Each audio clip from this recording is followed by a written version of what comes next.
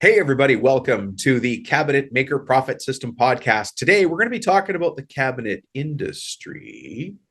We're going to be talking about the larger industry. Actually, today we have Wendy Scott with us, who is a cabinet and storage professional.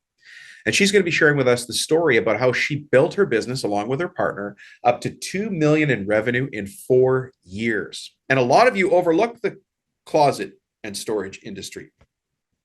There's some differences in that industry, but maybe if you pay attention to Wendy, you'll learn some things today about how she got there through networking. I hope you get a lot of takeaways from this, folks. We'll see you on the other side.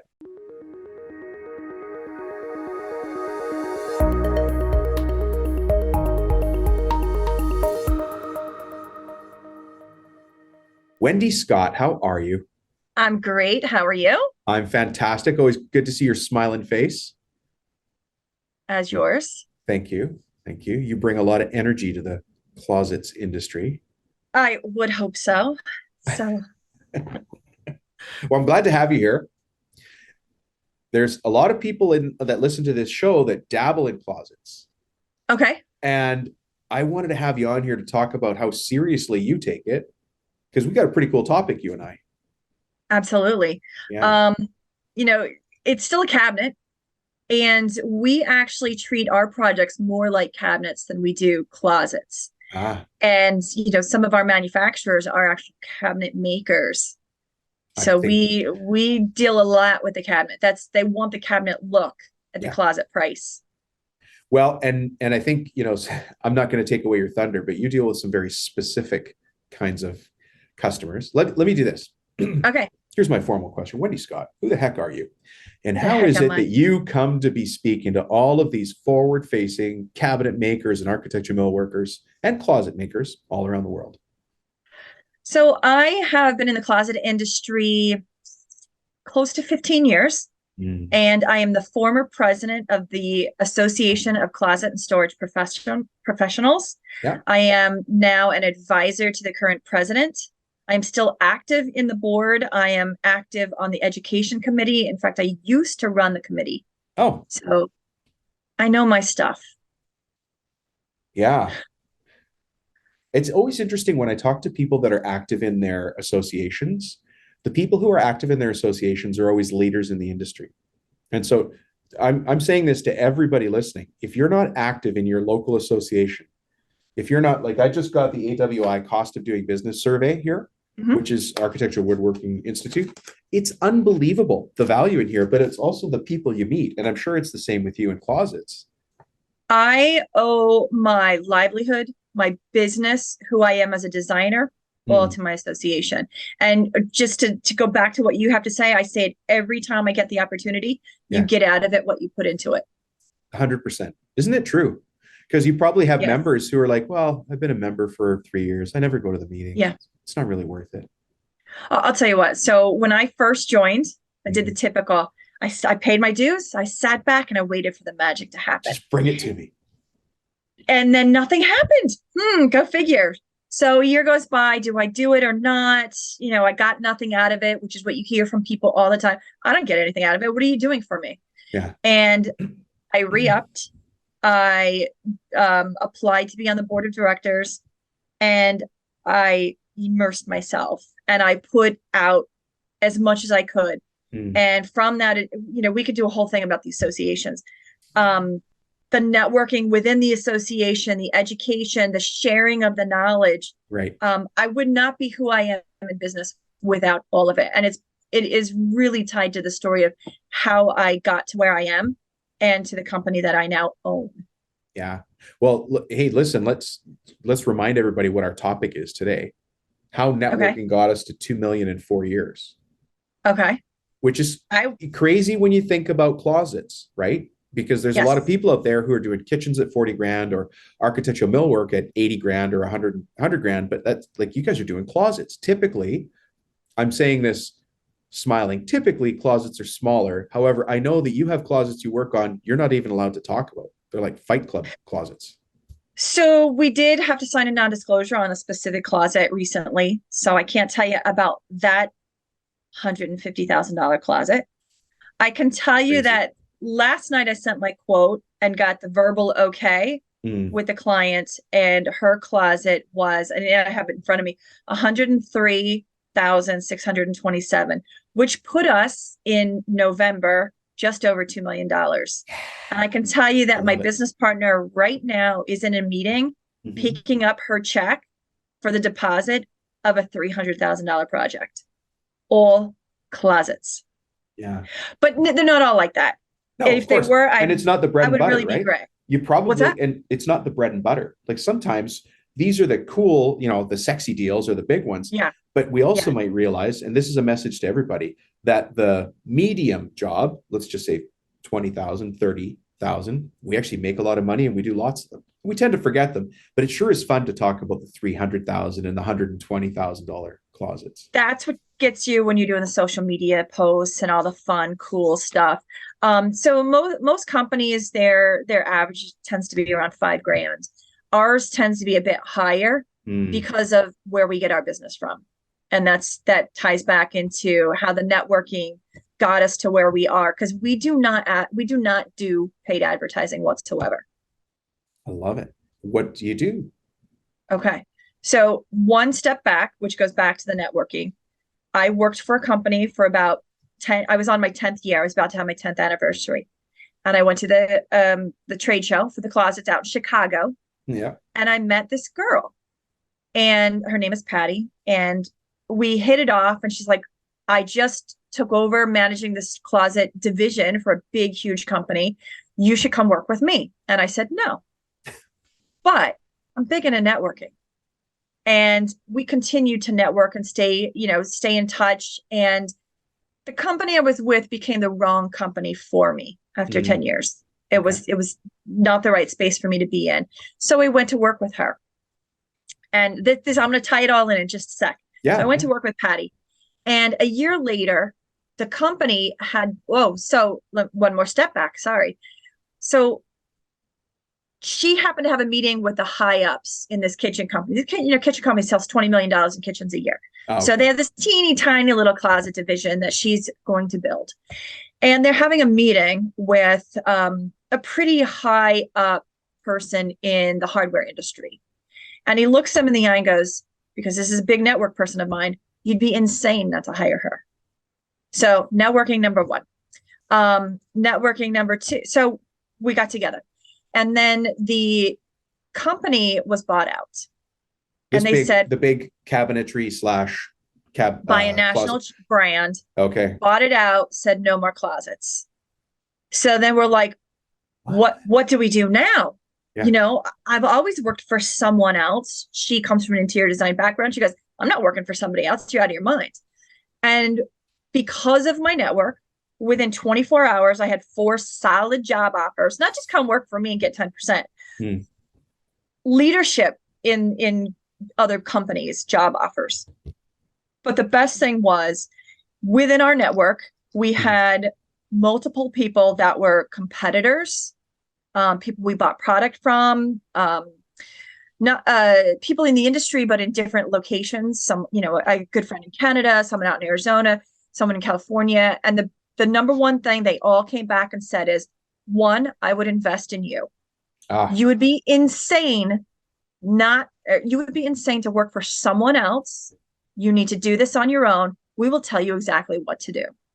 So Nice. The two of us jumped in the deep end. This is you and Patty. Me and Patty. Right. We jumped in the deep end and just started swimming. So year one, because we've created this network, we had a network behind us that told us what to do. But we also had a reputation. So in year one, we sold $1 million. In year two, we sold $1.4 million. In year three, we sold $1.7 million. Right now, as of last night, we hit 2,002 or 2 million too. But when Patty calls me later on with her check, we will be, and it is a done deal. We will be at 2,300,000 with no paid advertising. So what we do, we have we're a little different. We don't do paid advertising. What's Google ads? I don't even know how to work that. We mainly work within the trade. Mm-hmm. So we have a network of interior designers, builders, contractors, kitchen designers, cabinet makers. Yeah. They have their specialty and we have ours. Right. They refer us. Some say just do a good job. Some say they want a percentage back. Right. Our job, even though Dom is my customer, my designer is my true customer. Right. So I'm going to do whatever it takes to make her look good.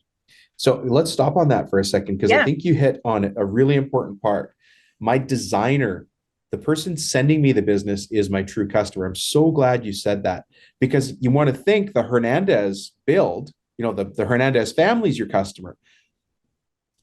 We're splitting hairs here on purpose. They are, but they're not. Correct. Your actual customer is the designer who sent you that deal. Yes. And so that's who you network with. You're out there networking with these, like you said, interior designers, builders, kitchen designers. Yes. The nice thing about them is, so it's a big thing in the industry about, in the cabinet industry, they don't go on, they don't give up the designs and the quotes for free. Everybody charges. In the closet industry, I could quote $10,000 one day. And I'm just giving you free designs, free quotes, everything, no measurements. Everything is free. You run into a lot of tire kickers. Yeah. And it's a big hot topic right now. Should we be charging for our designs? But no, but very, very few. I know a few people who are. It's kind of interesting, the ones that are and why they're successful. But in our industry, it's a not. And the biggest thing is because they want to get rid of these tire kickers. Well, we get our network is where we get our clients from. So you're getting already qualified, is what you're saying. You're getting pre-qualified deals. High-tiered projects. The job that Patty's on right now, $300,000, was a referral. They referred that project to her. Exactly. So these are fantastic building points that you're sharing with people, and I can hear them. Some people driving along right now, white knuckled on the steering wheel, because maybe they're not a natural networker, and they're like, well, how do I create a network? If you were to guide me on that, let's say I was just starting out and I said, okay, Wendy, show me how to create a network. What do I do? Where do I start? Okay. I'm going to go back to, there's two things. One, Patty is very outgoing. She will stop and knock on any builder's door, start a conversation. She's a very polished, we joke that she's a Mercedes and I'm a Ford. She did drive a Mercedes. She's got a nicer car now. I drive a Bronco. The Bronco's not bad. Bronco's pretty nice. Yeah. I talk to you, and if you talk to me, I'll talk to you. I'm very shy. If you have my topic, really? Yeah. Oh, I thought you were outgoing as well. No, fake it. Fake it unless I'm comfortable and had some vodka cranberries. Anyway, yeah, it's very shy, very uncomfortable. I'll speak really fast unless I know my topic. If I know my topic, I'm pretty comfortable. So you have two types of personalities. So Patty, how do you get that network? Right. And she's knocking on the door. She's meeting people. She has a list. For me, it's more of a challenge. So I started with Instagram. And I'm a big Instagram person. And by the way, we're going about the day after I met you. What was that, like a month ago? I sent you an instant message on Instagram. You still have not replied to my message. Because I'm not a big Instagrammer, but please don't take it personally. Anybody who's out there young listening is rolling their eyes. They're like, Rubino, respond to your Instagram. I have been saving that in my back pocket just to bust your chops. In my defense. Okay. Oh God, I have such a bad joke that that starts with "in my defense." I cannot believe how many messaging platforms I have right now. Oh. I have SMS, so just regular texts. Yeah. I've got Telegram. I've got LinkedIn messaging. I've got Messenger. I've got Instagram messaging. Oh my goodness. I think I've probably missed a few. Probably. Oh, my dad leaves me voicemails on my phone. He's the last one. Oh, yeah. I don't leave anybody a voicemail. You could see that I call and you could call me back. Yeah. Anyways, I apologize for not responding, but it doesn't mean we're not friends. No, it gave us a topic. So, I was asking you, which podcast should I be listening to? So I picked the Cabinet Maker one, and I've been listening to that during my workouts every day. Oh, good. Instead of music. So, although I did skip one, but I'll tell you which one later. It's okay. So what you tell us how you use Instagram to network. So Instagram. Yeah. What do you do there? Okay. So, it takes me like 15 minutes. I do my post. the biggest thing for me for Instagram is I picked the local design magazine. Uh-huh. And I went to their front page and I wanted to see who they follow. I Okay. don't care who follows them. I want to say who they follow. Okay. And then I went and I followed every single one of them. Now, you can't just do that. You remember, Dom, you get out of it what you put into it. Yeah. So I would scroll through and I would see their posts every day and I would cherry pick and I would make a comment. There's an algorithm, 4 words or more. Now, I've done something for them. I've not only boosted my own visibility, I've boosted their visibility. Mm. And every time, what was it that you ever watch Seinfeld and George leaves the clock behind and every time he sees her, he goes, Costanza, and it just gets in the back of their mind. This legitimately works. So who do you think when they're constantly saying me, Following making a them. comment, helping them without anything in return, when they're ready for that closet, who are they going to call? They're going to call me. I love So it. you're helping both. You're boosting yourself, but you're boosting them as well.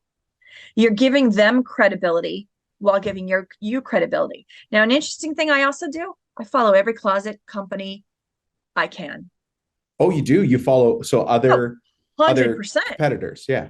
100%. And there's a reason by that, why networking works. I'll follow competitors. I'll give them comments that are good. I would never ever say anything negative. Thank you. Never. I'm glad you said that because there's so many people out there who try to take shots at their competitors on social. Never. I would never redirect, but I would, make a comment. I've invited people to our association. I've created friends. I once drove to a client's house and she wanted me to make this glass countertop, but it looks like a door, and then basically take a glass frame, put it upside down on your, and you now have a countertop that you can see all the pretty jewelry inside. Okay. Right. Holy crap, can I do it? Yeah. I don't know what it costs. I don't know where to find it. I don't know how to show it. Made a couple phone calls. I called a competitor. Yeah. And I called a networking person out in Chicago. By the time I got to my appointment 45 minutes away, I had 3 photos. I knew what to charge. Yeah. And I knew where to buy it. And when I sold that job that day, one of the competitors actually picked it up for me and brought it to his warehouse. Oh, no way. And then I went, yeah. Yeah. I've had competitors, like I had a good guy named Barry called me one day. He's like, I need to find some locks. Do you have any? I'm like, I don't use those kind of locks. Let me call my sales rep. Let me see if I can get further than you. Yeah. And I found them for him. My buddy Iggy needed some drawer fronts. And I don't know if you know this, but like a year ago, they ran out of white in the industry. You couldn't get a white drawer front to save your life. Yeah. So I'm like, he's like, I don't know what to do. Next time that happens, call me. I know people. People? I'll get you drawer fronts. I'll get you drawer fronts. You know what's interesting is that you've gone and you've turned this kind of on its head, where you're reinforcing your point is that it's who you know, but you have to also put that out there and help others. Yes. Right. So networking, 100%. when we see the world, and a lot of people do this, they see the world as I leave my house in the morning, I drive to my shop or my office, I talk to my clients, and then I drive back. You start to live in this silo where your world, whether it's closets or cabinets, doesn't matter, is the only world that exists. And you forget that there's other worlds around you. Right. And networking is crossing over into those other worlds and talking to other people, going to the association event, going to the industry meetings, adding value to other people without expecting anything in return, which, by the way, to a lot of people sounds like a waste of time because you have to they're my competitor. I don't want them to know my secrets. Right? Yeah. Oh, the first thing that happened when COVID hit, I got on the phone with like 4 other companies in a group call in my state. What are you doing? Yeah. What's your plan? And we all kind of talked about what we were going to do. When, there was some issues with manufacturing a while back, I've got people, one of my competitors helped hook me up with my new manufacturer. Another competitor We talk all the time. I went to his open house. Hmm. We did a post together, me supporting others. But you know what that also does for you? I know we jump conversations. I have ADHD conversations in my Yeah, no, head. I'm fine. Yeah. Um, it gives you street cred. So when you're, if you own a closet company, and so how do I phrase this? It gives you street cred for the clientele within the industry. Well, she knows these people. She Hmm. knows she's an industry professional. She She's knows what connected. she's talking about because Yeah. other people will talk to her, and she supports other people in the industry. Um, I don't know. I enjoy it. I get a kick out of it. Um, It makes you bigger. I mean, it one yeah. of so how do you deal with the time aspect of networking? Because there's probably days you're incredibly busy. The last thing you have time for is this outside call from a person you never heard of before, who's in the state next to you, who does the same thing as you, and you think, now I got to take their phone call. Or are you more like me and you're like, hey, yeah, let's talk. I I I stop what I'm doing to my own detriment and will help. I've helped people in, gosh, where are they? Like Maryland.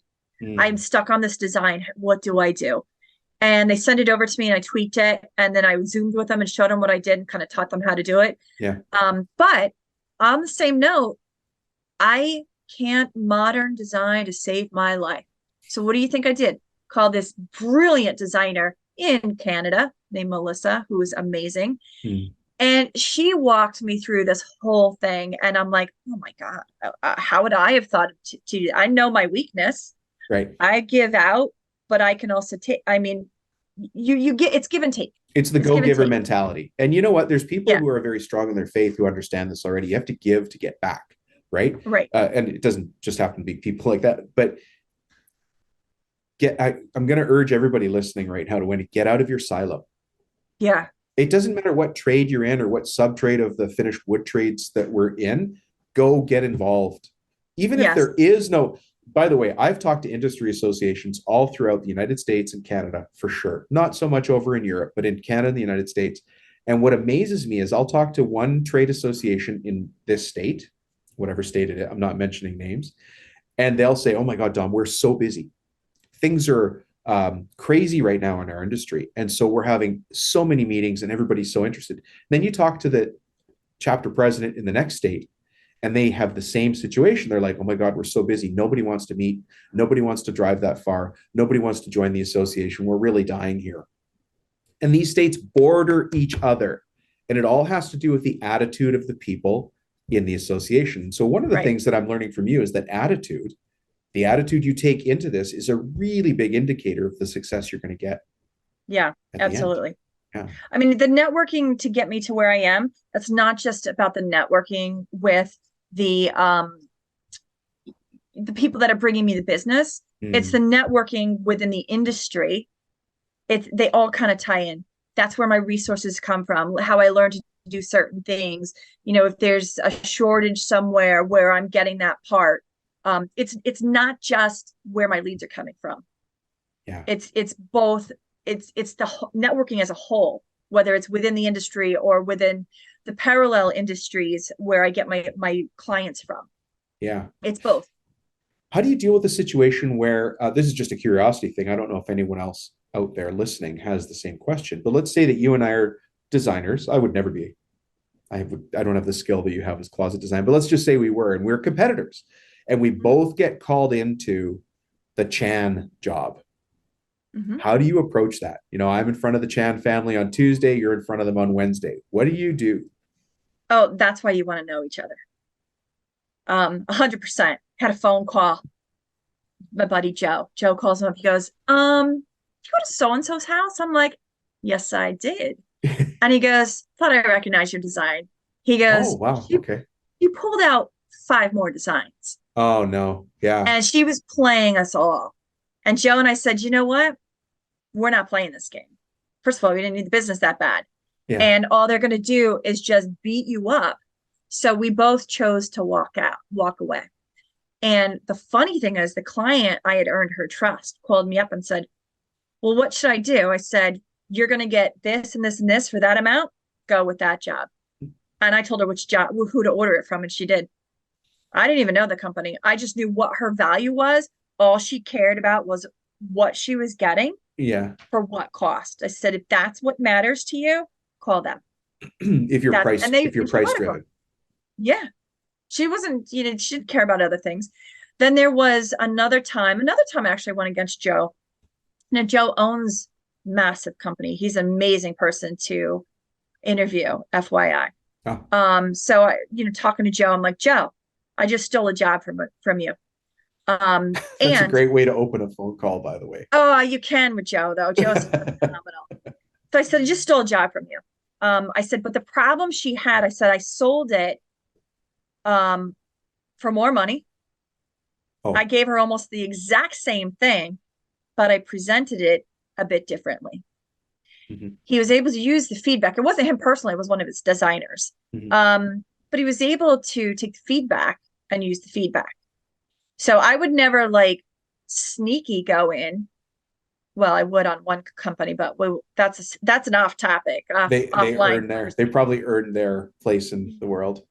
Yeah. I would never be rude and purposely go after something like that to someone because I have made friends within the network. Mhm. If there's enough business for everyone, if somebody calls you for an appointment, it's your appointment it's your job to lose. So you're at the end of the day, if they're not price shopping, you're selling yourself. You're not just Yeah. selling your closet. It's how you present it. It's who you are. It's the trust that you're earning. And that's typically how you get that sale. Hey, Unless you networked and use a designer and they tell you who to buy. well, I was going to ask, this goes back to the larger question here and the larger audience we have. Why are the kitchen cabinet people not getting the closet design work? They're trained in kitchen cabinets. They're not trained in closets. And there are two worlds. There's I'm not going to do a kitchen. Could I do a kitchen? Absolutely. Could I do a Mm, bathroom? Absolutely. It's not my job. It's not my world. Their world is kitchens. And while they are similar, there are differences. You can tell when a kitchen person has built a closet, and that's no disrespect for whatsoever. The number one thing is the way the box is built. Okay, mm, a cabinet person mhm. deals in exterior measurements. A closet person and the entire industry deals in interior measurements. So if I say I need a 24-inch unit, my inside measurement is 24. The cabinet maker's measurement is actually 25 and a half. And every Interesting. accessory made is made for a 24-inch. So they know their deal and we know our deal. We stay in our lane. Hmm. There's sometimes crossover in specialty pieces, but for the most part, we stay in their lane. They don't want to be bothered. And I don't want to step on a toe because I don't want the headache of a kitchen cabinet. That's a headache. I did that for a year. I don't want to mess with kitchens. Too many rules.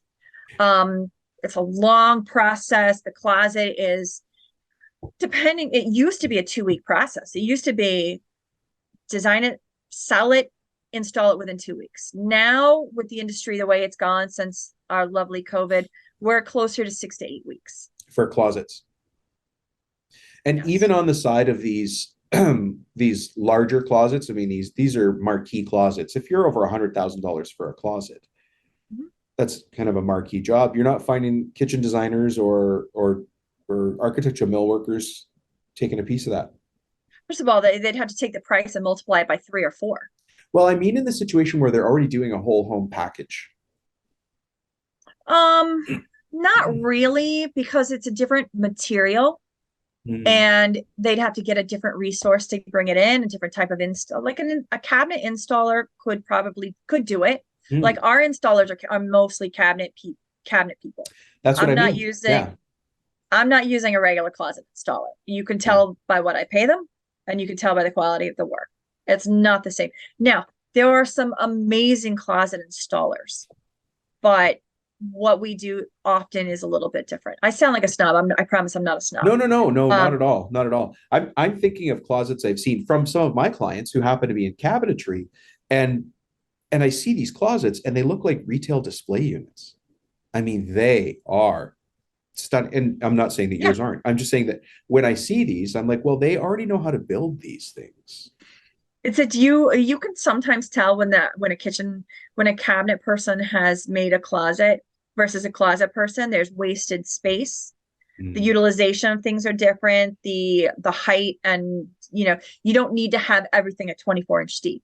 All cabinets are 24 inches deep. If you're doing a 6-figure closet, you might want everything at 24 inches deep, but you don't. Why do you want to lose your shoes on a shelf? It's not necessary. Yeah. There's different rules, There's different logic. There's different different logic to logic, the different functionality, rules. right? 100%. Yeah. Yeah. So much. And this again goes to the networking where Yes. when you are around people who understand these Yeah. nuances, then you can build that. And on this show, we're talking to everybody. It doesn't matter what part of Yeah. the world of woodworking you're in. You need to get out there and network. You really do. You need to spend the Yes. time to talk to others and learn, because I've done this myself. I've forgotten something, and Mhm. then I see somebody else doing it, and I think, I used to use that idea, or I used to use that process. Why am I not anymore? And you see somebody Right. else just running with it, and it just reminds us to be Yes. better all the time. Yeah. Yeah.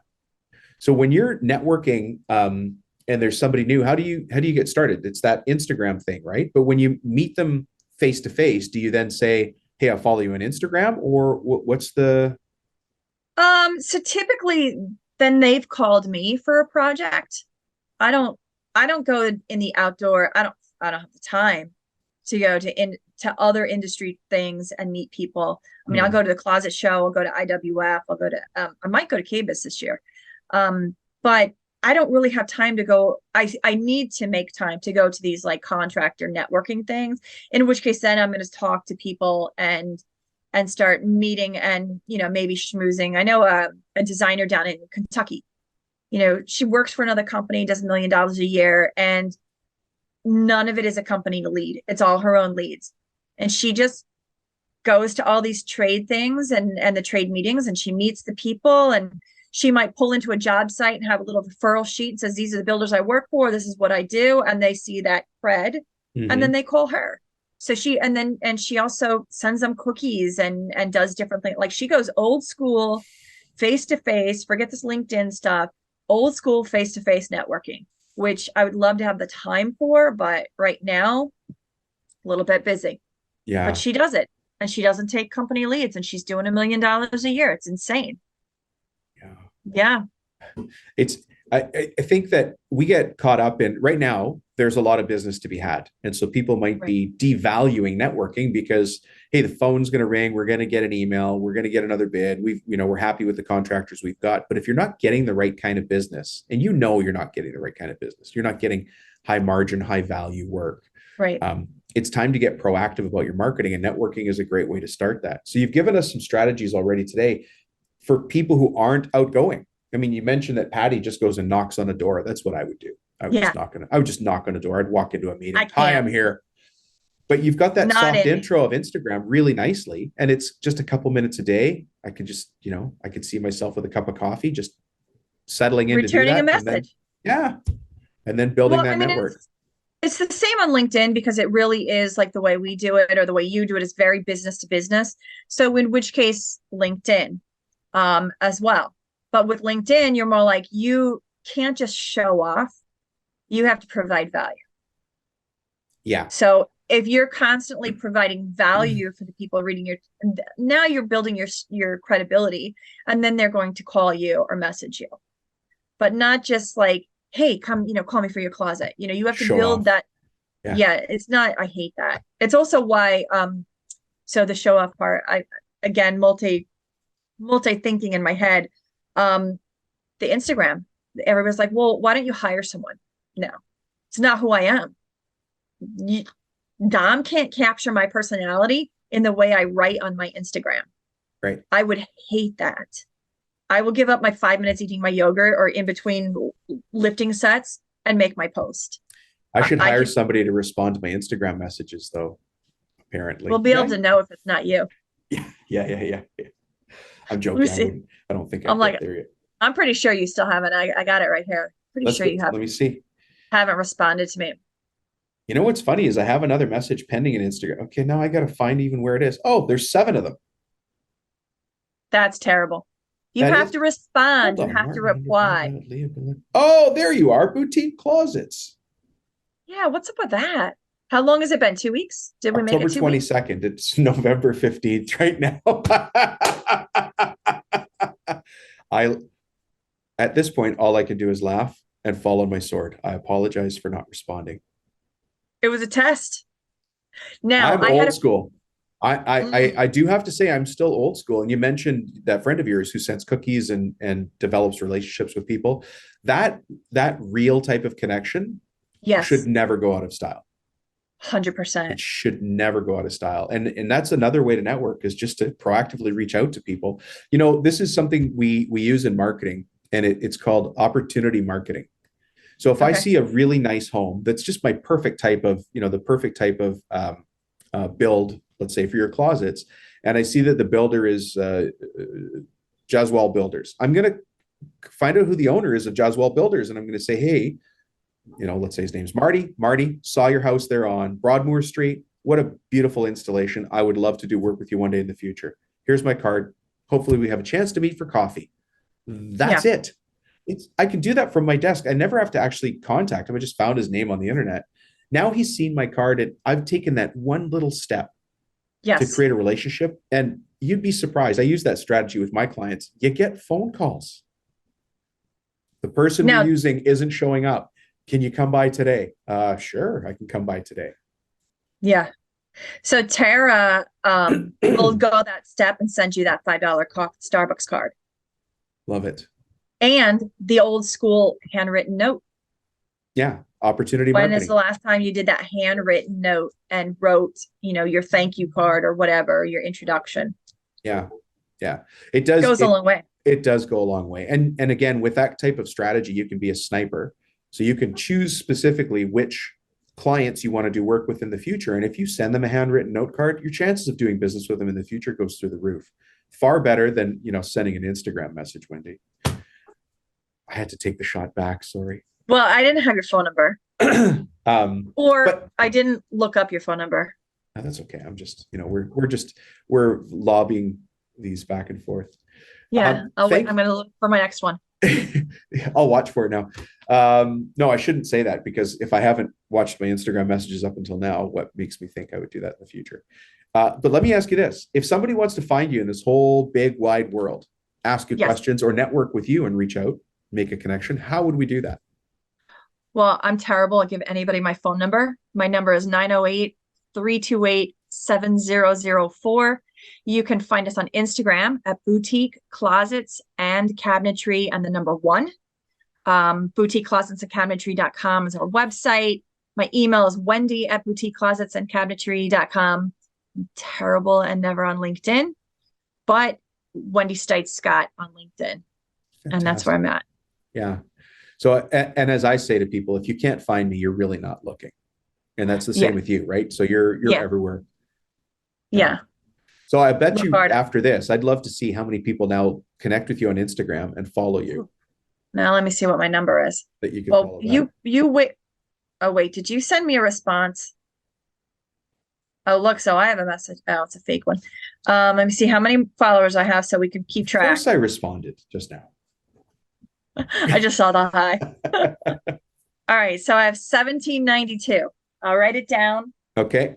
So that when this actually goes live, because you're delayed. Count. 1792. Yeah. All right. That's right. It takes a few weeks for our episodes to go live. So folks out there, don't leave me hanging. Please go connect with Wendy. Say your Instagram handle again. Wendy at boutiqueclosetsandcabinetry.com. And we jokingly say I'm a closet queen. And one of my friends is in New Jersey called the New Jersey Closet King. And we go back and forth who has the most Instagram followers. Oh, okay. Right now I'm up by like 3. So. Well, let's see if this show can help you. I need more friends. Right. Yeah, I think you have lots of friends. I think you have lots. Wendy, thank you so much for being on the show. I love Absolutely, it was a pleasure. I love the insight. Thank you. Have a great day. You too. Bye. Bye-bye. Well. Wendy, thank you so much for being a guest on the show and talking to us about the nuances of the industry, but also about how you use networking very strategically as kind of a, as you said, a shy person. I don't see you as a shy person, which is interesting. And then Patty must be really outgoing if you say that you're not outgoing. But I say that as a compliment. And I also recognize that you found your own strategy within that. And folks, you probably heard this as well. She called me out for not responding to her Instagram message. I can be slow on those, although I know you guys text me when you're asking for the free downloads or if you want to meet up. But here's what we learned today from Wendy. I really like what she said here about reaching out to people on Instagram. She follows the local design magazine, and in there, everybody who's followable, who's worth following, she follows them. And then she starts to add value to them by commenting and liking their posts. And of course, then they start to do that with her as well. What an easy strategy. What a great and simple way to start building that relationship. The other big takeaway that we had here had nothing to do with Wendy, nothing to do with anything except go join your industry association. And I don't know if you saw this, if you're watching the YouTube video, but I held up this. I got the 2022 Cost of Doing Business survey from AWI. It is unbelievable information. I'm about to do an episode completely based on this book of survey information that I got from, well, you guys all, probably many of you know Doug over at AWI. If you're not a member of whatever industry association you need to be a part of, then shame on you. Today is the day to contact them and go join. And you heard from Wendy, she got nothing the first year because she didn't put anything in. But then as soon as she started investing her time and effort into the industry, she got returns back. So maybe there's another takeaway for you as well. Thank you very much for listening in, folks. Listen, I need you to leave feedback or a review. So wherever you get your podcast download, go ahead, go in there and leave a thumbs up or a like for this episode. Thanks very much, folks. Let's get time for questions and answers with Dom because it's coming up next. Hey, today's question on questions and answers with Dom comes to us via Contractor Strategy Group. I want to say thanks to Alan and Randy for answering a couple versions of this question that's floating around in the Contractor Strategy Group, and it's about financing for clients. Do you offer financing for clients, and why would I if I'm focusing on more affluent clients who don't need financing? Let's see. I'm going to answer that question right here, right now. Well, I want to give a big thanks to Alan and Randy. Hey, if you want to ask a question as well, go to speakpipe.com/ask Dom, and you can leave a question that I will answer here on the show as well. The question, of course, that we're answering now is financing for customers, big question mark. Do I offer it, and why the heck would I? Well, you probably already know my answer. I'm sure you can tell. You can smell it in the air. I believe you should. And here's a couple of reasons for it. First, why offer financing? Because any well-qualified sale in any industry, it doesn't matter what we're selling, we always understand where that money's coming from. There always has to be a budget for that, right? I need to know about the money. There are 4 critical elements to making any sale. One of them is budget. So I need to know the money. The other one is need. Why do you need to buy what product or service I'm selling? Timing. Why now? And relationship. Why me? And then there's always some technical questions that drag along as well. Technical being how high a fence can you make? What kind of paint do you use? Another technical question about a builder is, do you understand the permit process in this area? There's always some technical questions. But I'll tell you what, the core elements are always budget, need, timing, and relationship. And I have to understand budget. If I don't understand where my customer gets their money, then I can't make a sale when the time gets crunchy and I need to make some sales, if you know what I mean. A couple of weeks ago, we had an episode completely on having a recession-proof construction business plan. Now, by the way, you can download that or ask for the download. Just text me at 604-837-8361 and just say the word business plan, and then I'll know to send you that one-page, very, very, very, very simple business plan. It's laid out as a quadrant. Anyways, now you're going to say, but Dom, my customers are different. You don't understand. You just don't get it, Rubino. Well, you're right. I don't. But let me assume that I know a little bit about the kind of customers. You're going to say, well, Dom, they have a Land Rover. And then I'm going to ask, well, did they finance that Land Rover? Or did they buy it for cash? And if they bought it for cash, then congratulations. You found the vertical market of drug dealers, which could be okay, I guess, but probably dangerous. Hey, they have a Rolex. Did they buy it for cash, or did they put it on their Amex or their Visa, right? How did they pay for it is always a question we need to know, right? Did they mortgage their house? Did they mortgage their cottage? Did they mortgage their condo in Florida, their cottage in the mountains? We can't go around thinking there's this magic box of money that they pull money out of. They're having these discussions in the background. And if I want to be a solution provider, a professional business person who just happens to run a contracting business, I have to understand the flow of the money. And the flow of the money knows, did I get the money from my in-laws? Did I get the money from a line of credit? Did I get the money from financing? Now, financing takes different versions. We've got listeners here from all across the world. Obviously, the bulk of the listeners are from America. We've got some from Canada. We've got some from Australia, New Zealand, and then Europe. Financing rules are different in all those countries, and financing options are different in all those countries.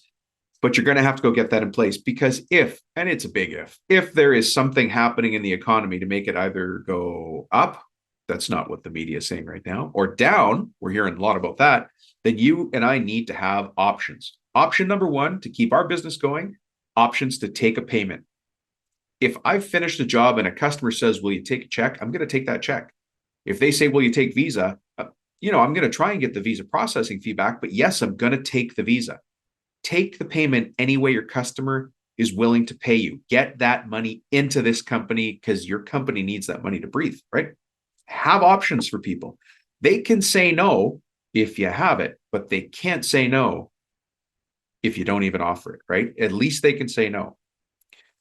I'd rather be in a position in anything where I have it, but I don't need it, instead of needing it and not having it, because it's going to take, even if it's super easy to set up an account, it's going to take you 2 weeks. Doesn't matter what the financial institution is. There's the back and forth, this information, how does it work, loading it here, doing all that.